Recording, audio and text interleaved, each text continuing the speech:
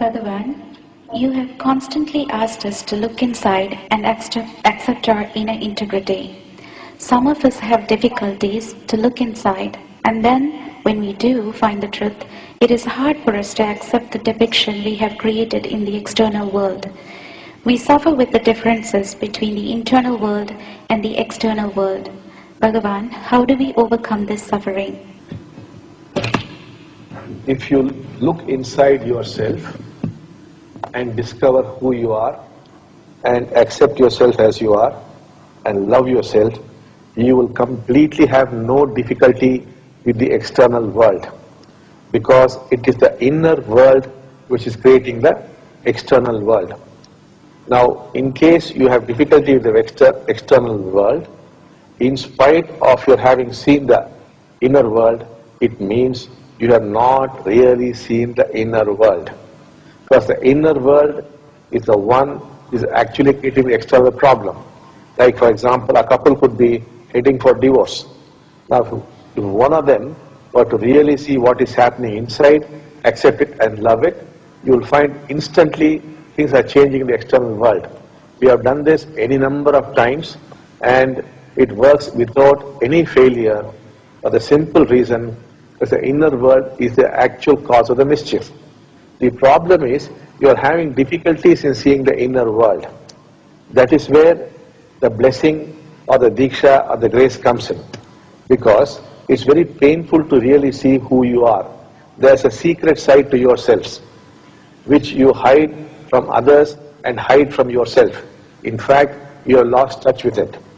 Your fears are there, your anger is there, your hurts are there, your jealousy is there, your lust is there, your terrible thoughts are there. They're all there, of which you are ashamed and you are frightened of looking at them.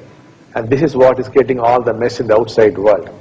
On the other hand, if you will develop the courage not to condemn it, not to judge it, not to justify it, not to offer explanations, not run away from it, but hold it as carefully as you would hold a newborn baby.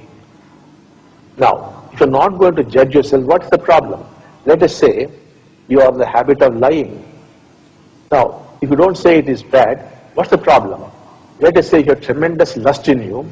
Only if you're going to condemn it, it's going to get problems. If you were to simply look and say, yes, there is lust in me, where's the problem? If you have cheated somebody and you want to look at it and say, yes, I have cheated somebody, this is what I am, I'm a crook, then where's the problem? So you must apply the teachings will help you, take the diksha, and then you will see after some time it becomes quite easy. But to start with this first, then move to the inner world. As you move to the inner world, initially it will be difficult. It may at best be difficult for 21 days. Do it continuously for 21 days without a break. Every day you can do it for 49 minutes in multiples of 7, 14, 21, 28. So whatever you like, keep doing it that way. You will strangely find the brain has learnt it in 21 days. But this learning is basically unlearning. To unlearn, the brain needs 21 days. And so the 22nd day onwards you'll find it is becoming quite easy. Then you will discover tremendous things about yourself. That's why I often tell, if you go inside, what you will discover is that you are a rubbish pit and a septic tank. All that is hidden under the carpet there, all that would come out, you would confront it, accept it, and strangely, you would love it. The beauty is, whatever the content is not important.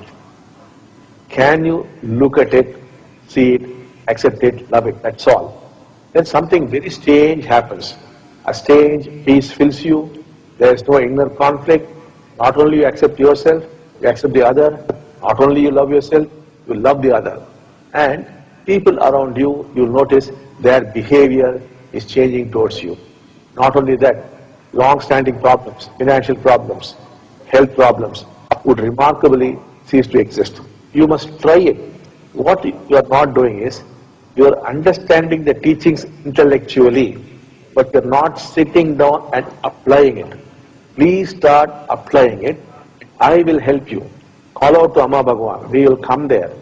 We will come there to Canada, wherever you are, and we will make you every teaching must be accompanied by a blessing. If it's only teaching, it's mere psychology.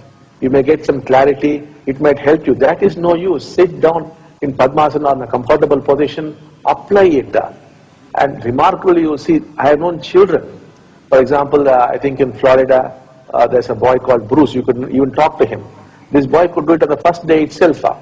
Most of you must be knowing this particular instance. His mother had come to Fiji, and she learned that if you experience suffering, it becomes joy. She went back, and only her child was there, a little boy, and she told him, son, I went to a place called Fiji. I learned this teaching, that if you experience suffering, it becomes joy. Little boy, he said, Mom, yes, I understand. And he kept quiet. Now, this boy, Bruce, has a certain problem where he gets scared in the night and he runs back into his mom's bedroom. But that day, he again came to the bedroom, and the mother thought the problem has come back. And the boy said, Mom, it works. And she asked him, what works? Mom, what you said is working. The fear is gone. And probably I think I saw God. This was by a small boy. Ever since, thousands of people all over the world maintain notebooks called It Works. They apply one teaching, and if it works, they note down how it worked for them. Small children have done it, college students have done it, elderly people have done it, men, women have done it, children have done it. So, this is not at all difficult. We are giving you teachings which really work. That child had no resistance, therefore he could do it. Because you're a little older, you're finding it difficult. Try it. I'll make it work for you.